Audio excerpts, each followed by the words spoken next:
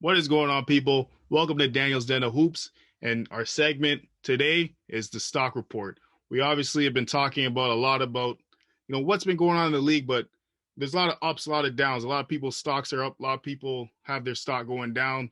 First off, the defending MVP, two-time MVP at that, and Defensive Player of the Year, Giannis Antetokounmpo.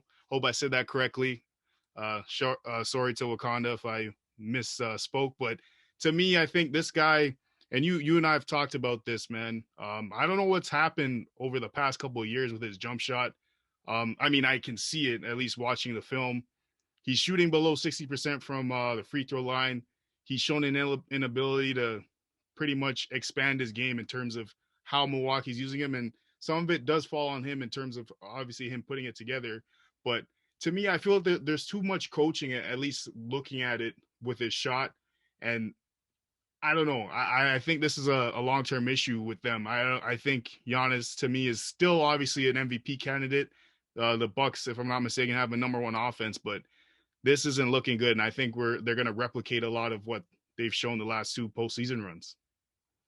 Oh yeah, I totally agree. I think his free throw shooting has fallen off a cliff from like 4 years ago. He was about a 74 to 5% free throw shooter, which is solid, which is right around like where LeBron shoots, who's not the best free throw shooter, and all the way to like hack a Shaq, Andre Drummond levels of type of inefficiency. I think it is one of those situations where there might have been too many cooks in the kitchen, and too much overthinking and overcorrection to a jump shot. His jumper probably needed to be tweaked more than overhauled, and now he's kind of swung back in the opposite direction, and it's going to affect him. Now, there's still, like you said, there's still number one in offense. He's still putting up amazing numbers outside of the free throw shooting, but until he can get a go-to shot and a go-to rhythm and not be scared of that line, the trend is going to be using Giannis as a guy who either stands in a corner or setting screens down the stretch. And you can't win NBA championships if your best player is nothing more than a rolling decoy. Yeah, for sure. And I think they can even use that to their advantage. Maybe some moves in the season, maybe playing him more at the five in certain situations. They've gotten good play out of Bobby Portis. And, Chris Middleton as well. He's been another guy in pick and roll last couple of years, has taken his game to another level. But in terms of Giannis, man, just looking at his shot, it just seems like there's multiple motions to it. So I think that's something that, looking at the film, breaking it down, we can obviously go into depth about that, but we have more to talk about. But if he doesn't get that together, man, they'd be lucky, depending on the matchup, if they get past the second round, because it just isn't it. And Oh yeah, even and yeah, just to kind of sorry, go go on, ahead. like yeah, just in like a bad matchup, like a Miami again or Milwaukee. Well, Miami's been up and down themselves because of COVID, but in general, Philadelphia would all give them problems in terms of how you would play them. And like I said, they're trying some different things. If you look closer into their tape, but it has tried a little bit more switching than they've had in the past on the defensive end. And their offense is varied a bit, but until your best player, we're not saying it's what the next step is. It's the growth for Giannis. He's still going to be the top two or three best player in the world right now. But he still needs to in order for him to make that leap, he needs to fix that jumper. Yeah, and speaking of a guy, actually, he's been trending up. His stock's been up. Jaylen Brown, career year for him. Looking at him, his shot chart in long twos from 16 feet to the 3-point line, shooting 58% from the floor, career high 44 from three. And to me, I think a lot of people looked at him as a guy, watching some of the stuff he did with Adidas, taking time to work with T Mac. Um, I saw some flashes in terms of what he could. Obviously, T Mac, for those who don't know, was probably the most prolific two guard, not named Kobe Bryant. At times, Kobe even said that was a guy he had to chase after because T Mac was that type of killer as a scorer as well. And I think Jaylen Brown's kind of replicated some of the stuff he's maybe even used. And that was 3-4 years ago where he was coming into the league. And to me, I think he's getting to his spots, a tighter handle, shown the ability to hit pull-ups. And man, if he's playing at this rate, and Jason Tatum is another story in terms of maybe some of the things he needs to work on. But I like what Boston has going with him. Oh, like don't even get me started, man. I knew he was good. Like um earlier, when he was playing against LeBron and them, and I was like, oh, this kid's got potential. But I did not see this coming. I did not see like, oh, he's like second best player on our contending team. Or you can run stuff for him. That handle is like nice now. Like he's one of the better wings in the NBA, and he can already defend like nobody's business. He was always the kind of the best, the wing stopper on that team, as good as Tatum and Marcus are. And if he's adding that dimension to the game, despite them not getting a lot from Tristan, um, they're going to be a problem because he's nice, man. Like, and I'm proud. I'm really happy for him because I did not see that coming. He's a smart guy, an articulate dude. All this stuff off the court, how he talks about social issues. So this is kind of like cherry on top of the cake for me. I love the way this guy's playing.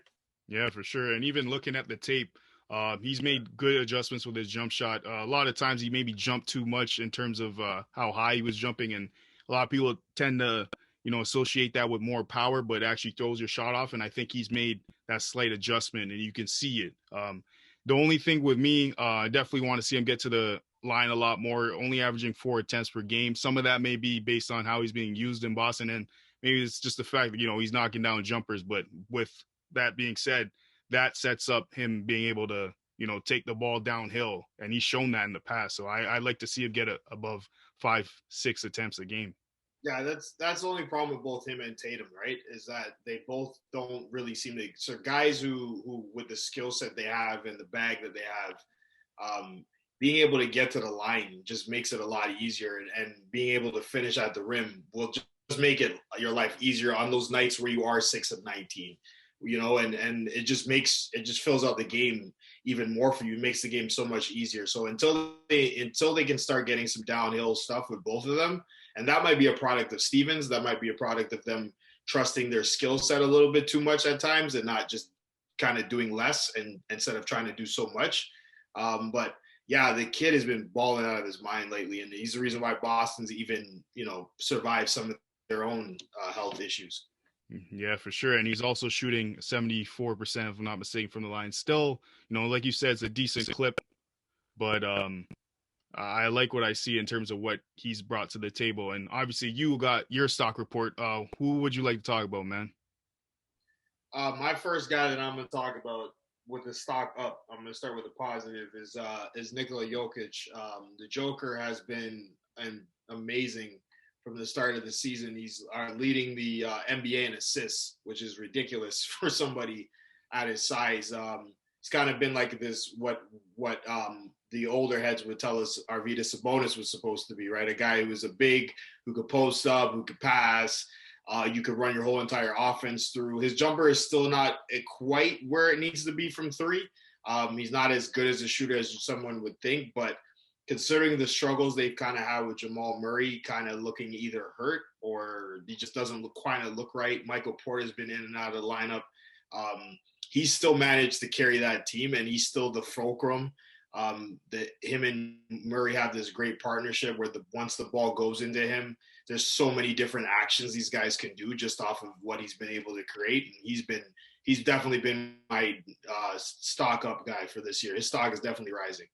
Yeah, and honestly, I had to correct you, but I think Harden actually, last time I checked, obviously with the firepower in Brooklyn, he's number one. But even to your point, that goes to show you how, Jokic with guys, Michael Porter Jr., a guy who can play off of him in terms of off ball. A lot of people look at his one-on-one scoring, and I like the dynamics that he brings. And to me, it's a beauty to see that big men are getting love, especially in the MVP race. He's a guy that we've talked about prior to this year and obviously during this year. And the dude's been special, man. And it remains to be seen whether they can make adjustments. I think defensively, he definitely needs to make the adjustments, maybe with some of the schemes that they run, maybe implementing a little more Jermichael Green, which they have done. And they've actually got some good play from Hartenstein off the bench. So that's been another acquisition that went under the radar. Obviously in Houston, didn't really play much, but I like what Denver's doing.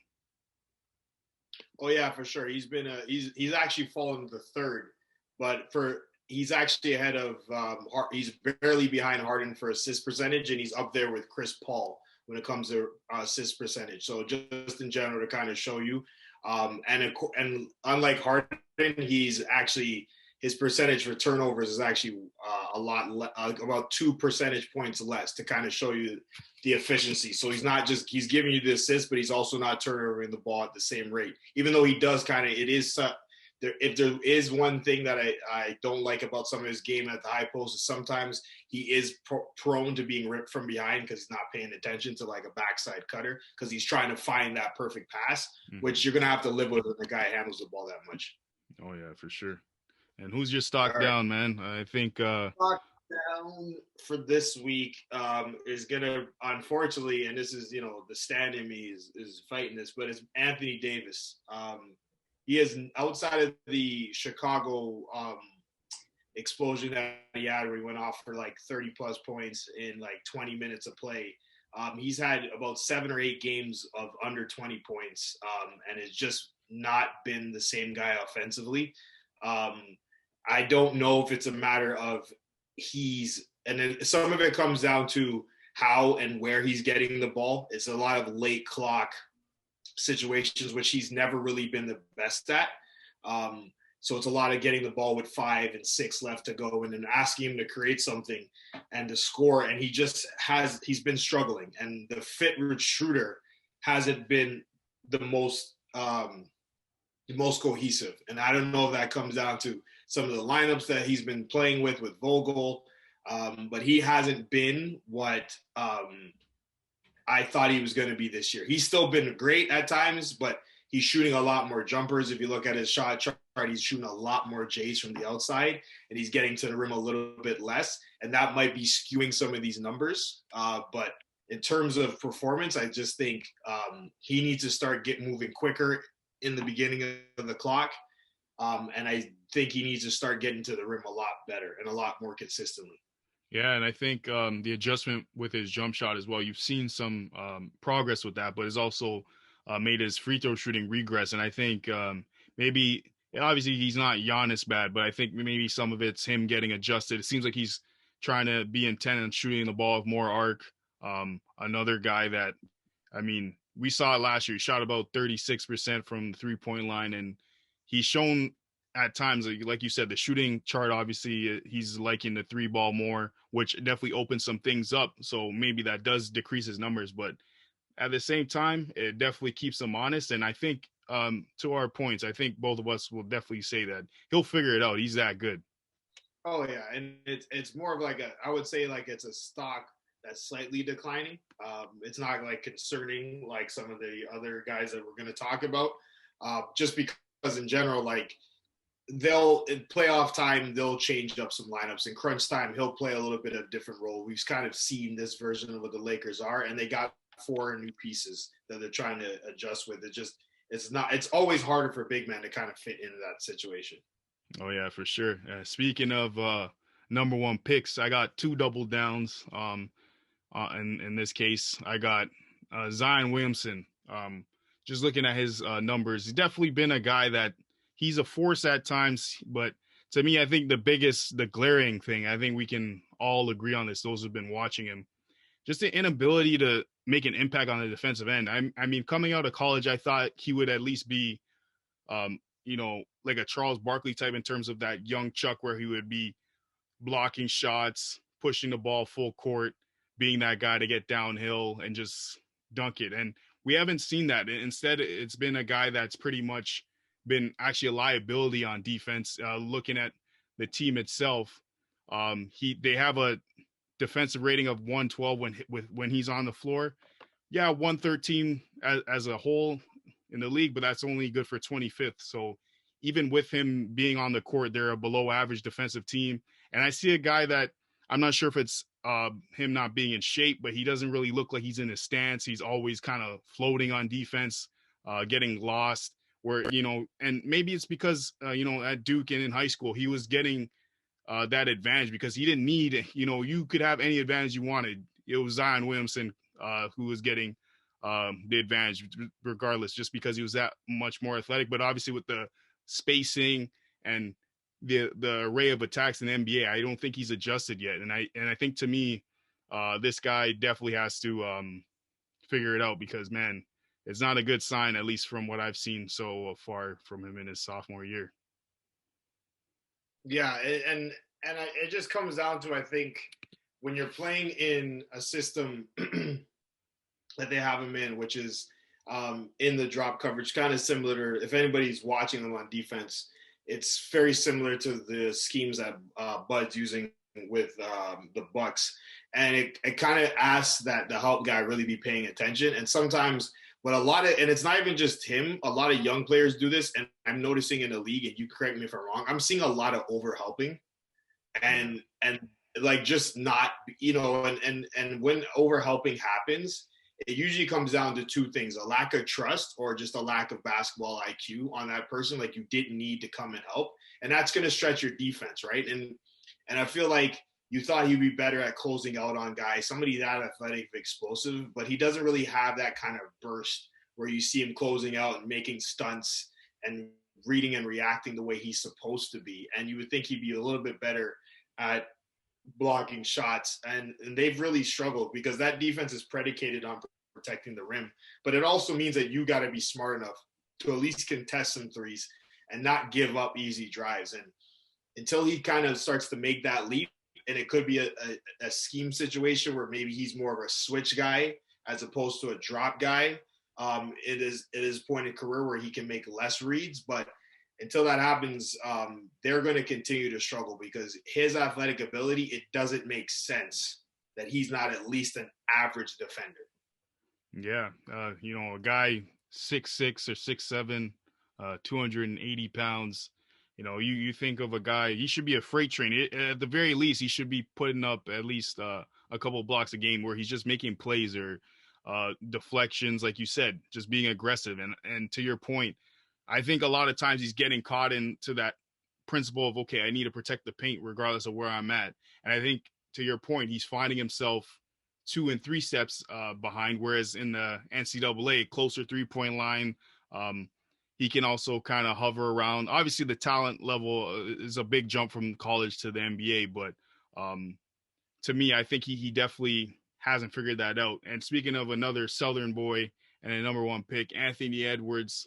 And yes, it's early. We're not, and when we do say this, we're not trying to be Shaq and tell these guys that they don't have what it takes to be a superstar. We're obviously trying to offer some insight in terms of what they could work on. But Anthony Edwards has been another guy, a genetic freak, at least looking at him. He's 6'6", 230 pounds. But a lot of people talk about his athleticism, myself included. He seems like he plays a lot. He depends a lot on that athleticism, which is obviously a trait you see in younger players. But to me, I just don't think he makes the right reads. He comes off of pick and rolls, kind of predetermined, settles for a lot of pull-ups, which I don't really like, especially for a guy.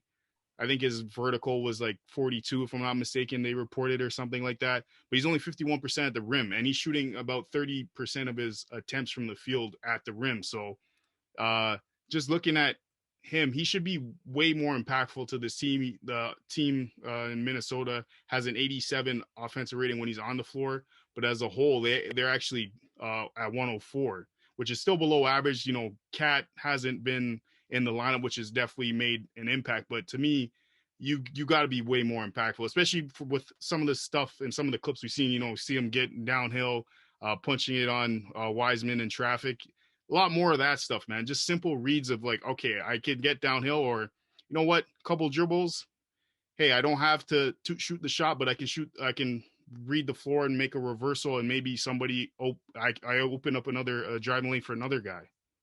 Yeah, and I really think I think there's a couple of things going on, right? Like, this is a guy who hadn't played a lot of organized basketball up until recently, and when he has been, he's kind of always been the guy, right? And he's been able to make mistakes, and he's shown flashes of being a good playmaker in the pick and roll.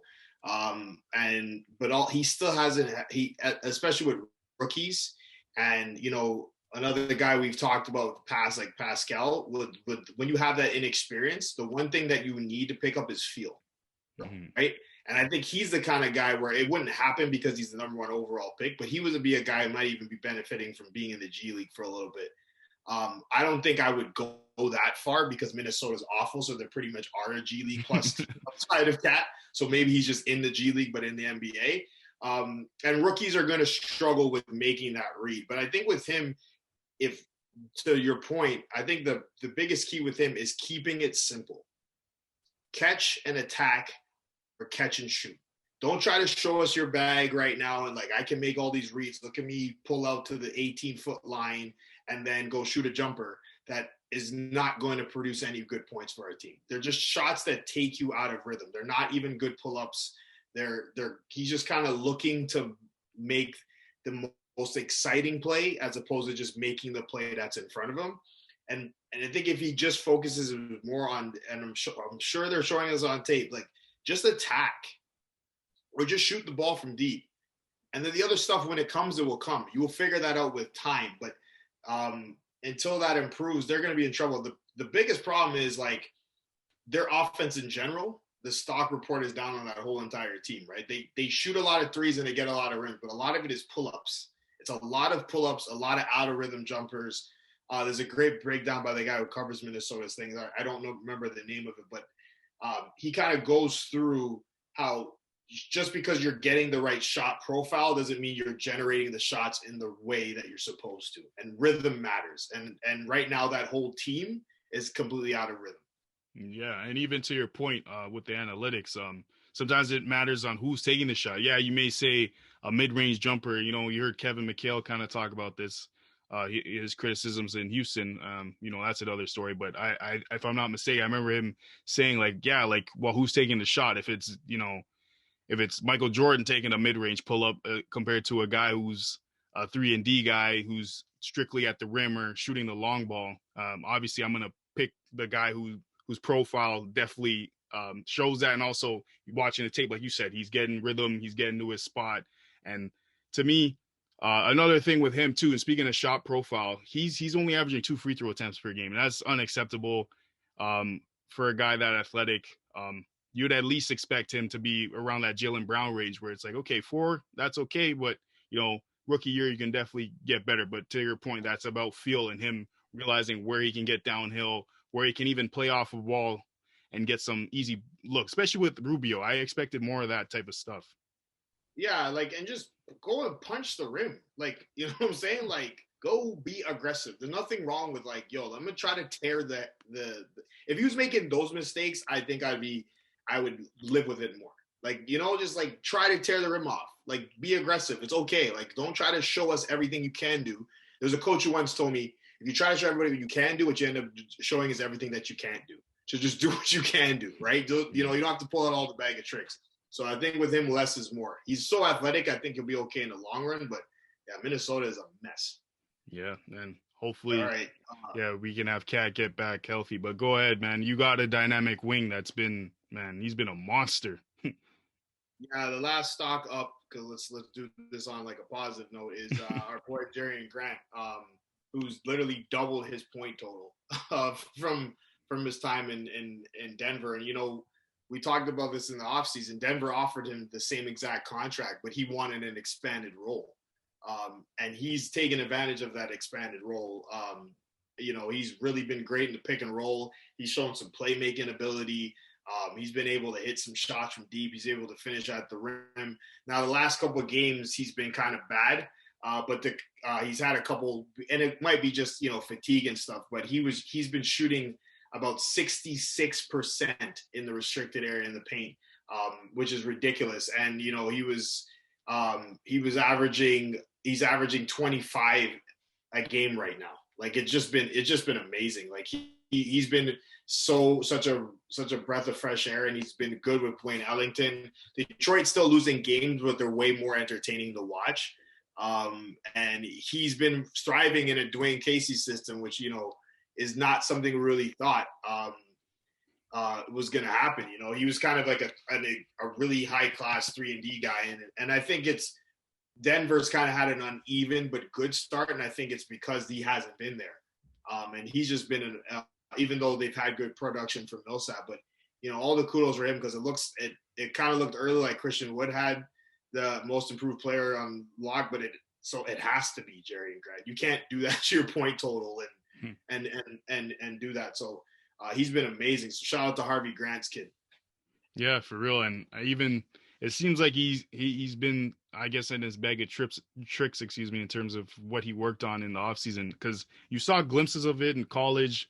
Obviously Philly and OKC and even Denver, he was used as a small ball four. But man, I applaud him for saying, hey, I can do a lot more than that. And I think a guy like him, yeah, it is early, and yeah, he did sign a 3-year deal, but he could be a guy at trading deadline. I don't know if they'll do it, but maybe somebody like Brooklyn says, hey, we can look at a guy like that and say, maybe you won't get as many shots, or maybe Dallas where there's less mouths to feed, and they say, hey, we need a dynamic wing, Hardaway Jr., whoever they can package. We need defense, we need a good balance, and I think he can still replicate that on any team. Maybe he won't be 26 a game, but he can put up, especially with Luka, he can put up 18, 20 points and still be satisfied.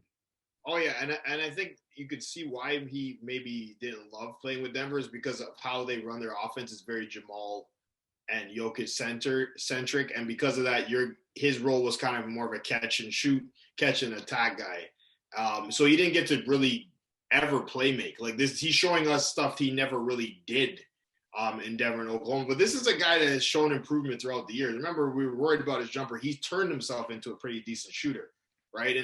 And Denver even getting him, we thought was like a minute, like, oh, they made that move. And a lot of people who really watch basketball thought that was a steal, but most people were like, oh, he's just going there. But he was impressive, right? He was probably the second best player in that Lakers series because Jokic was very up and down. So he's been impressive. So good. Like I said, shout out to Horace Grant's nephew. Yeah. Jerry Grant. Yeah, for sure. And speaking of good offenses, definitely seeing some new teams. Obviously, the Clippers were together last year, but Ty Lue ran offense. We've definitely seen in Cleveland that 2017 Cavs team. I mean, if it wasn't the 2017 Warriors, any other team from that season probably would have lost 4-1 just like the Cavs did because they were that great. And you can see in the Clippers system, obviously with COVID, they have PG and Kawhi out currently, but they're currently second in offensive rating at 117. Definitely need to improve the defense with 16th in defensive rating. And you look at the Suns, they're a team with a 117 offensive rating and also they're 13th in defense. These are two teams that you've definitely been fond of in terms of what you've seen early. What exactly has led to obviously the numbers that I've kind of spat out? Well, I would say that the one thing about the Clippers is that they're just outside the top 10. So they're like not far from the top 10. So they're getting there.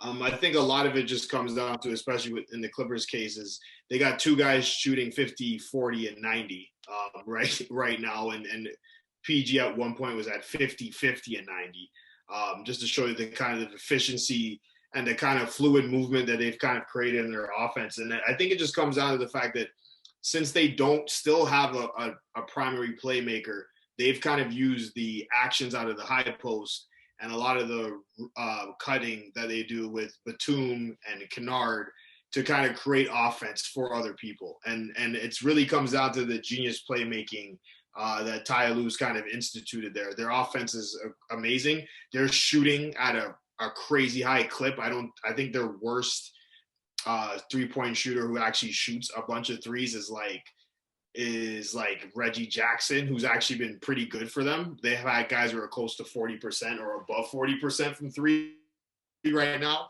And they're getting production from three. Now, the problem is going to be is they still struggle at creating shots at the rim. But for right now, the way they're shooting, it's been impressive. And give that to Luke because Luke is really good at creating jump shots. If you remember of the 2017 finals with the Cavs, the one game they did win, they broke the record for threes. Remember, it was just they were destroying the rim for that whole entire game. Then just launching from everywhere. And it's the kind of this is the kind of offense that Lue always generated. And even the pin down stuff that they used to run for PG with Doc has even been more steady under Lou. And we all know Lou's the kind of guy where he picks at something. If he sees a weakness, he'll run that play until you stop it. So I want to give him credit for that. More importantly, and even Paul George, we've kind of talked some crap about him. Not us, but like the basketball world, we've all memed him out and all that, and playoff P and side and way off P. But so far, he's looked good. Typically, there's usually a dip coming, but for now, you got to give him his praise. So they're definitely a stock up. Another team that's on the stock up is the Phoenix Suns, and I think it just comes down to when I watch them, I just love the Spain pick and roll. Can you break down for everyone how the Spain pick and roll would work? Usually you kind of have like an I formation. I kind of call it in terms of, you have the head of the snake at the top of the 3-point line, Chris Paul, let's say, for example. Then you'll usually have maybe a back screener, usually a guard, a guy who can shoot, maybe a Cameron Johnson, Mikal Bridges, usually setting maybe a pin down in some cases or a back screen. They'll go guard to guard with it. So it's very dynamic in terms of what you can do. But I think, it's a simple action, but to your point, man, you can run so much stuff off of that. Houston made a killing on that with Gordon and when they had Chris Paul, ironically, and James Harden, where they were able to pick on guys. And especially with Chris Paul, even in the pick and roll, you're going to get a good shot. And I think it just shows how a simple formation can just make a difference in terms of the amount of variations of plays you can generate. And of course, like especially when they're running that set where they got Ayton setting the screen, and then they got a guy like Mikal setting that back pick for Ayton. It either frees up a roll to the rim, and it especially at Denver, it really confused a lot of their coverages. If you watch that game, that's another topic I would love. I hope they play each other in the playoffs, just because I love the offensive basketball there. But it allowed Chris Paul to get to 12 to 15 feet, hit a bunch of jumpers, and it forces guys to really hug. And a lot of the same stuff, if you watch a lot of it, people who watch the games, a lot of teams are running it, a variation of some form of it. It was very popular in FIBA, i.e. Spain, right, because it became popular. But it's one of my favorite sets just because it's so simple to run. It's just literally screen the screener. And, and it comes down to, hey, when Clay comes back, Steve Kerr, maybe you run some Spain too, because I know he's allergic to pick and roll. Watch out for the short rolls that a lot of these guys are making, right? Like rookies really struggle with this. Like Wiseman, for example, struggles with this, but guys who've gotten a bit better, there's guys like Ayton, Jokic is amazing at this. So for anybody who doesn't know, usually you pick your roll to the rim. A short roll is when you kind of cut it short, right? And he gets the ball, and sometimes that leads to a kick out to the three. Giannis is getting better at this too, and Serge Ibaka, depending on where his hands are that day, is pretty good in those short roll situations too. So pick and roll isn't necessarily a bad play. It's run to death, but there's a reason why. It's because if you angle your picks properly, it really creates a lot of damage. Like a lot of, you've probably run some footage of yourself setting some screens back at X. But a lot of what you're able to do is you created angles for those driving lanes, right? He's setting it at the right angle can really allow a guard to turn that corner. And especially if you hold that screen long enough, it allows you to even pop better. So it's such a versatile play. So shout out to the Clippers, shout out to Spain and the Phoenix Suns, man. Yeah, for sure. And even to your point, talking about angles of screens, especially when you watch enough tape, you usually know where the gaps are going to be. All right, like if Chris Paul is going to attack downhill, for example, I know, okay, he's going to need this much space. Maybe I won't set it on the semicircle or the circle by the top of the 3-point line. Maybe I'll set it maybe a step to the right so we can get a more downhill approach where the guy in the corner has to make an adjustment of, okay, should I stunt? Should I commit? Or should I give up a layup? And kudos to Chris Paul, like you said, in Spain, because man, with that guy in pick and roll, that guy's one of the best to ever do it. Best to ever do it. And if another team that runs it to death who's gone on the streak, it was kind of off topic, but I don't want to get too into them, but they've been playing amazingly, is Utah, right? Right now they're top 5 in defensive and offensive efficiency. I think the Lakers dropped to 6th defensively. They were both kind of in there, but they run it to death. And part of the reason why is they've been playing with way more pace. Part of it's their schedule, and part of it is they've been playing with way more speed. And the Spain is pick and roll is usually a quick hitter play, so it kind of explains why it allows. If you have any kind of shooting, especially in the wings and the corners, it creates a lot of havoc for defenses.